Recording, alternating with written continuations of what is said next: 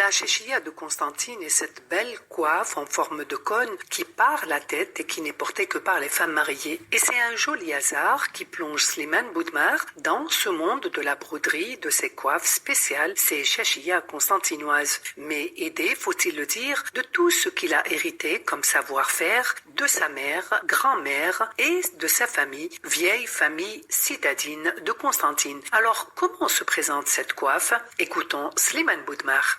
Constantine, Chachia, qui est un cône, ils le mettent sur le côté. Ils le penchent plus ou moins vers le bas que vers le haut. Par exemple, contrairement à la Chachia bonnoise, que les bonnoises portent en le dirigeant vers le haut. Et puis le côté n'a pas d'importance. Il y a des femmes qui le portent sur le côté gauche, d'autres femmes qui le portent sur le côté droit. Et c'est une Chachia, c'est une coiffe qui est faite à base de carton au début. Il y a longtemps de cela. À l'origine, c'était un carton et ils collaient le tissu avec de la farine. Ils font le cône et après ils le partent avec des louis d'or et tout ça, bien sûr. Retraité du secteur de la santé, Slimane Boudmar remarque un retour vers cette coiffe, élément important de l'identité et du patrimoine vestimentaire de la ville de Constantine. Et si initialement la chéchia était en satin, aujourd'hui elle est en velours de toutes les couleurs et surtout somptueusement décorée. Slimane Boudmar. Il y a un petit cône en or massif, qu'ils mettent sur le sommet.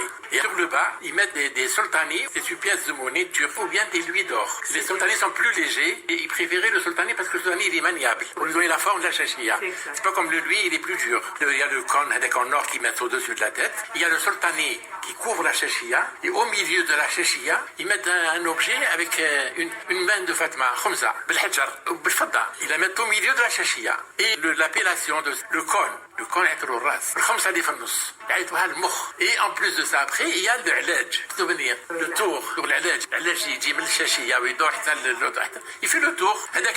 Il est fait en sultani ou là avec des pièces de louis d'or de Napoléon de 5 centimes, pas de 10 centimes. Et le nombre de louis qu'il y a, il est au nombre de 21. Et avec l'alej, il dit de Yarkboulou, pas sur le côté du cône, sur l'autre côté, c'est le khad. يركبوا يعتلوا زي الخد سي دي بوكل دوغاي قسطنطين يعتلوا المناقش يركبوهم فوق بعضهم يجيو هكذا يباند كوم سا اي دو لوتر كوتي منين يهبط لك الكون يديروا له الخجله هذه سي ان بيجو كي في افيك العنبر كي اورني دو لوي دور ولا دو سلطاني افيك دي مان دو فاطمه tout à fait en bas et الخجله هذه elle fait jusqu'à 40 cm de long ça fait très élégant. La coiffe, elle a ses règles à suivre et à respecter, comme ce foulard brodé et puis ce djbin, ce bijou précieux qui, comme son nom l'indique, se met sur le front. Écoutons Slimane Boudmar, artisan. Il y a des gens qui ont bien sûr des bijoux en plus, ils font la trembleuse raïcha. C'est une broche. C'est une broche qui est faite avec des pierres précieuses et qui sont soutenues par des ressorts. Et quand la femme la met sur la tête, tremble un peu. Et quand elle bouge la tête, elle tremble les raïcha.